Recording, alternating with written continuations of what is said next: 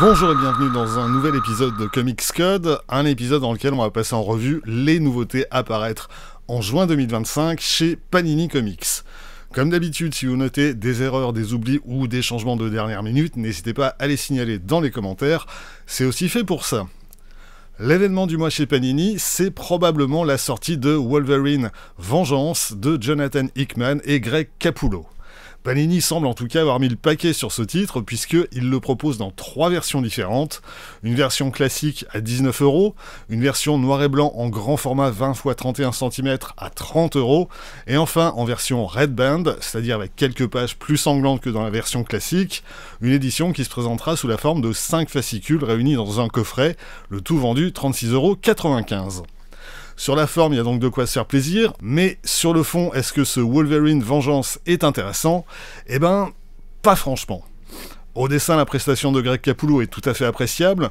Côté scénario, en revanche, ça casse pas 3 pattes à un canard mutant. On peine à trouver dans cette histoire de vengeance on ne peut plus banale la moindre trace de ce qui fait la singularité de Jonathan Hickman en tant que scénariste.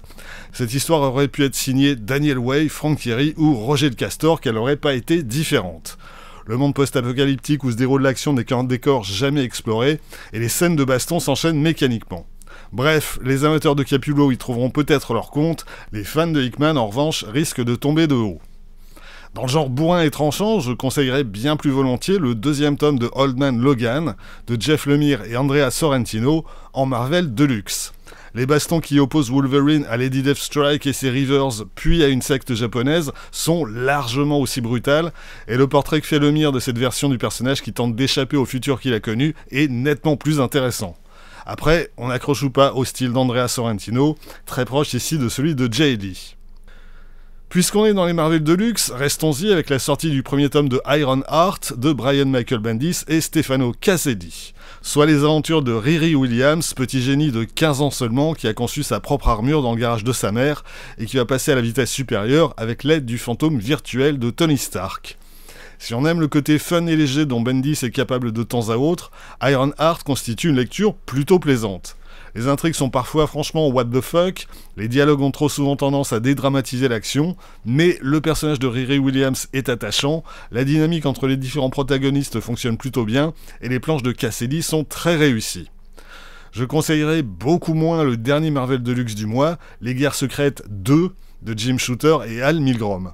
À ma connaissance, ça n'avait jamais été réédité depuis sa première parution française dans les pages de Speedy, il y a presque 40 ans, mais très franchement, ça manquait pas.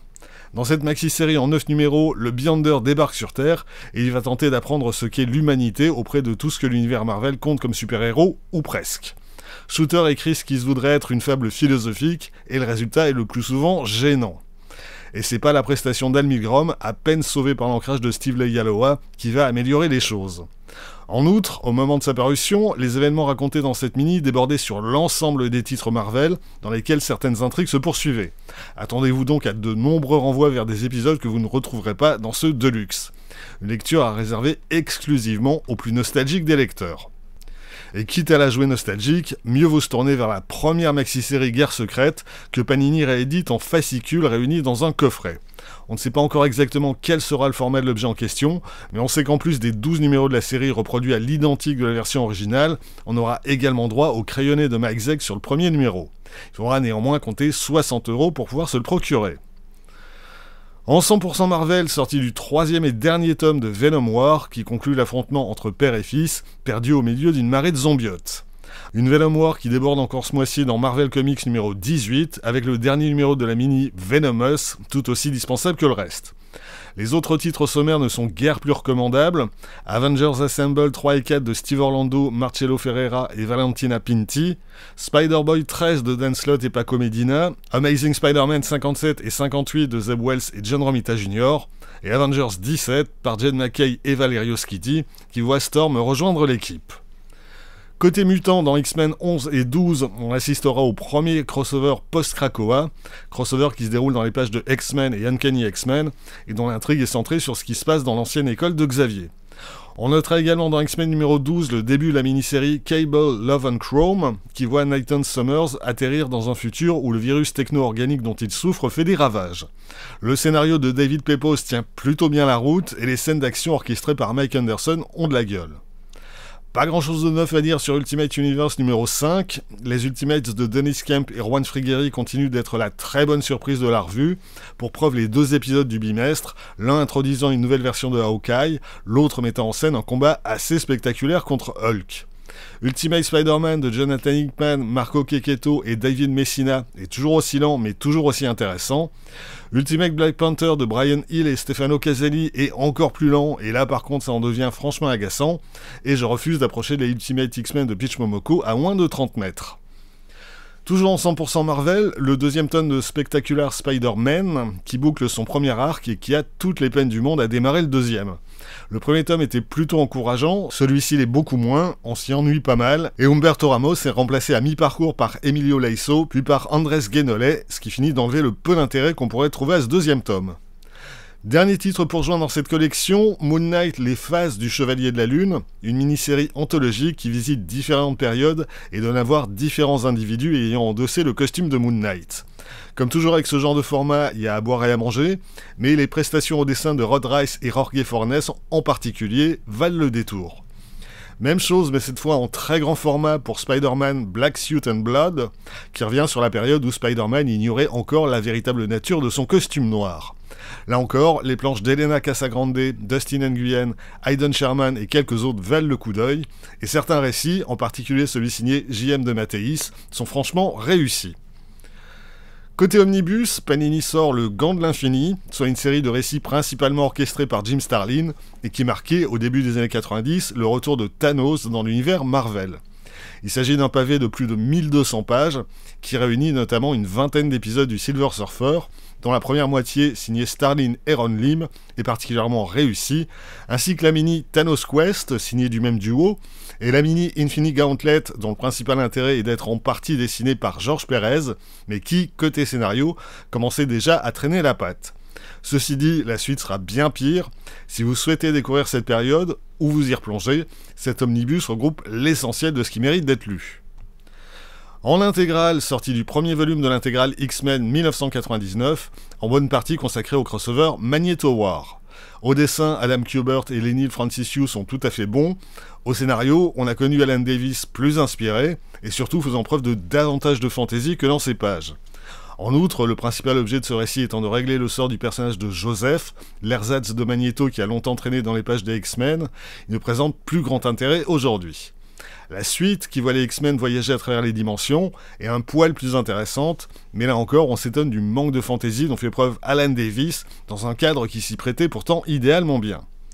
X-Men toujours, ressorti du premier volume de l'intégrale 1991, qui offre quelques belles planches signées Jim Lee, coincées entre la fin du pénible crossover Days of Future Present et le début du pire encore Kings of Pain.